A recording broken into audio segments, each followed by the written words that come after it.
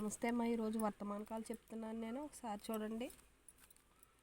వర్తమానకాలు పూర్వం 4 రకాలుగా చెప్పుకునేవాళ్ళం. చూడండి, ప్రస్తుతం అయితే 3 అమల్లో ఉన్నాయి. అయినా 4 చెప్తున్నాను, ఒకసారి చూడండి. సామాన్య వర్తమానకాలు, అపూర్ణ వర్తమానకాలు. అపూర్ణ వర్తమానకాలన్నా తాత్కాలిక వర్తమానకాలన్నా ఒకటే. పూర్ణ వర్తమానకాలు ఇది పూర్వకాలంలో చెప్పుకునేవాళ్ళం. ప్రస్తుతం అయితే ఇది అమల్లో లేదు. సందిగ్ధ వర్తమానకాలు ఈ 3 మాత్రమే అమల్లో ఉన్నాయి. సామాన్య వర్తమానకాలు, అపూర్ణ వర్తమానకాలు, సందిగ్ధ వర్తమానకాలు. పుల్లింగ ఏకవచనంలో రాసినప్పుడు మనం ఏ విధంగా రాయాలి సెంటెన్స్ ఒకసారి చూడండి. రామ్ పాట్ పడతా హై, చివర రామ్ పాట్ పడతా హై అని తా అనే చివర అనేది వస్తుంది. అదేవిధంగా అపూర్ణ వర్తమానకాలన్న తాత్కాలిక వర్తమానకాలంలోని ఏ విధంగా రాయాలంటే చూడండి ఒకసారి. రామ్ పాట్ పడ్ రహా హై, రాముడు పాఠం చదువుచూ ఉన్నాడు. ఆ విధంగా వస్తుంది. జరుగుతూ ప్రజెంట్ కంటిన్యూ టెన్స్లో ఉన్నట్టు.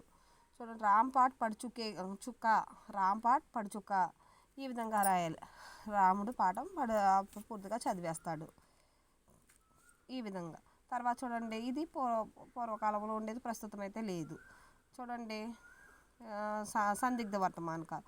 రామ్ పాట్ పడతా హోగా, రాముడు పాఠం చదువుచూ ఉన్నాడు. ఈ విధంగా వస్తుంది. అయితే అదేవిధంగా పుల్లింగ్ బహువచనంలో వచ్చినప్పుడు ఏ విధంగా రాయాలి. రామ్ పాట్ పడితే, ఈ విధంగా ఇక్కడ తే వచ్చింది కదా. రామ్ లక్ష్మణ్ పాట్ పడితే హై. ఇక్కడ మనకి ఒకరికంటే ఎక్కువ మంది ఉన్నప్పుడు తే అనేది వస్తుంది. పుల్లింగ్ బహువచనంలో ఉన్నప్పుడు ఒకరికంటే ఎక్కువ మంది, అది ఇద్దరు కూడా జెంట్స్ అయినప్పుడు. రామ్ और లక్ష్మణ్ పాట్ పడ్ రహే హై. ఈ విధంగా వస్తుంది. రామ్ और లక్ష్మణ్ పడ్ చుకే హై. ఇలాగా ఈ సెంటెన్స్ ఏ విధంగా రాయాలి. ఇది కూడా చూడండి. రామ్ और లక్ష్మణ్ పాట్ పడితే హోంగే, ఇద్దరు కూడా చదువుచూ ఉండవచ్చు. ఈ పదాలు ఈ పుల్లింగ బహువచనంలో వచ్చినప్పుడు ఈ విధంగా రాయాలి. స్త్రీలింగ వచ్చినప్పుడు చూడండి. సీతా పాట్ పడతీ హై, సీతా పాట్ పడ్ రహీ హై, సీతా పాట్ పడ్ చుకీ హై, సీతా పాట్ పడ్ చుకీ హోగి. హోగి అనే పదం వస్తుంది. ఇక్కడ మనకి అదేవిధంగా స్త్రీలింగం బహువచనంలో ఉన్నప్పుడు ఎలా రాయాలి చూడండి ఒకసారి. శ్రీయా పాట్ పడతీ హై, శ్రీయాం పాట్ పడ్ రహీ హై. స్త్రీలు పాఠాలు చదువుచున్నారు. ఈ విధంగా పలుకుతాం. చూడండి, శ్రీయా పాట్ పడ్ చుకీ హై, శ్రీయా పాట్ పడ్ చుకీ హోంగి. ఇది బహువచనానికి నిదర్శనం. అవి పక్కన చొక్క ఉండాలి. అదేవిధంగా మై పాట్ పడతా హూ, నేను చదువుచున్నాను. మై పాట్ పడ్ రహా హూ, నేను చదువుచూ ఉన్నాను. ఈ విధంగా. మై పాట్ పడ్ చుకా హూ, చదివేశాను.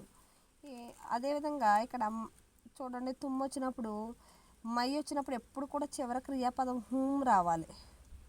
చూడండి, ఇక్కడ మై వచ్చినప్పుడు ఎప్పుడు కూడా హూ వచ్చింది. తుమ్ము వచ్చినప్పుడు కూడా క్రియాపదం హో రావాలి.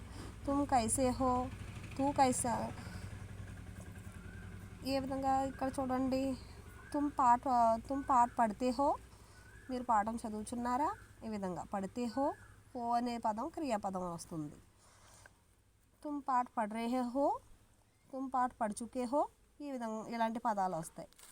అదేవిధంగా తుమ్ పడతీ హో, అమ్మాయి అయితే పడతీ హో, పడ్ రహీ హో. ఈ విధంగా వస్తాయి సెంటెన్స్. తుమ్ పాట్ పడ్ రహీ హో. ఇదే విధంగా జంట అనుకున్నప్పుడు ఈ పదం వస్తుంది. పడితే హో, పడ్ రహే హో అంటే జంటు. అదే అమ్మాయి అనుకోండి, పడతీ హో, పడ్ రహీ హో, పడ్ చుకీ హో, తుమ్ పాట్ పడ్ చుకీ హో. ఈ విధంగా వర్తమాన కాలంలో రాసినప్పుడు కర్తను బట్టి క్రియ రాయాలి. నేను అన్నాను కదా ఇందాక. అబ్బాయి అయితే పడతా హై, అమ్మాయి అయితే పడతీ హై. కర్తను బట్టి క్రియ రాయాలి. కర్త అంటే ఏంటి? సబ్జెక్టు. రామ్ అనేది సబ్జెక్టు, కర్త. కాబట్టి రాముడు కాబట్టి జంటు కాబట్టి దీన్ని ఏమన్నామంటే పడతా హై. అదే సీత పడతీ హై, అమ్మాయి కాబట్టి కర్తను బట్టి క్రియ అనేది ఉంటుంది. ఈ నియమాలు గుర్తుపెట్టుకుని బాగా ప్రాక్టీస్ చేయండి అమ్మ. నేను ఈరోజు వర్తమాన కాలంలో మొత్తం 4 రకాలు చెప్పాను. ప్రస్తుతం అయితే సామాన్య వర్తమానకాలు, అపూర్ణ వర్తమానకాలని ఎక్కువగా తాత్కాలిక వర్తమానకాలని ఎక్కువగా వస్తుంది ప్రస్తుతం. అని కూడా అంటారు. అదేవిధంగా పూర్ణ వర్తమాన కాలం పూర్వకాలంలో ఉండేది, కానీ ప్రస్తుతం అయితే ఇది అవసరం లేదు. సందిగ్ధ వర్తమాన కాలం అనేది ప్రాక్టీస్ చేయాలి.